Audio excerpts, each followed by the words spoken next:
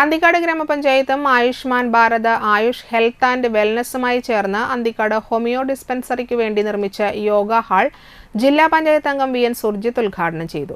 അന്തിക്കാട് ഗ്രാമപഞ്ചായത്ത് പ്രസിഡന്റ് ജീന നന്ദൻ അധ്യക്ഷയായി. Vice president P S Sujith, doctor Jindo Peringadan, ജില്ലാ ആയുഷ് മിഷൻ DPM നിഖില നാരായണൻ, മുൻ പഞ്ചായത്ത് പ്രസിഡന്റ് ജ്യോതിരാമൻ, വികസന standing committee chairperson Menaka Madhu, block member Abdul Jaleel, panchayat അംഗം അനിത ശശി, സരിത സുരേഷ് എന്നിവർ സംസാരിച്ചു.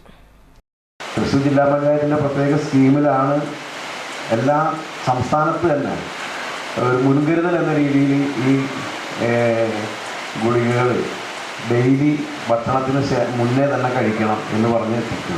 പല ആളുകളും അതിനോട് നിഷേധമായ സമീപനമാണ് എടുത്തത്. ഞാനത് കഴിച്ചിരുന്ന ആളാണ്. ഞാനത് കഴിക്കുകയെന്ന് മാത്രമല്ല, ഞാനത് ഒരിക്കലും ഒരു ദിവസം പോലും മുടങ്ങാണ്ട് ഞാനും എൻ്റെ ഭാര്യയും മോനും എൻ്റെ അമ്മയും കഴിക്കും. അതായത് ഇത് അങ്ങനെയാണ് ഇപ്പോഴും ഞാൻ വിശ്വസിച്ചുകൊണ്ടിരിക്കുന്നത്.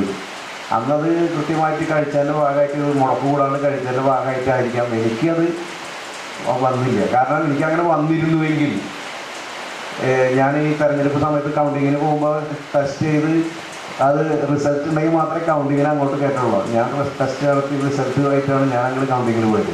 അത് വന്നിട്ടില്ല എന്നുള്ള കാര്യത്തിൽ എനിക്ക് വിശ്വാസമുണ്ട്. ഞാൻ പറഞ്ഞത് അത് കോവിഡിന് മുന്നുള്ള സ്ഥിതി. കോവിഡിന് ശേഷം ആഫ്റ്റർ കോവിഡ് എന്ന് പറയുന്നത് പ്രത്യേകമായ ഒരു ചികിത്സാ പദ്ധതി നമ്മൾ ആരംഭിച്ചു ഹോമിയോ മേഖലയിൽ. ഇനി ഡോക്ടർ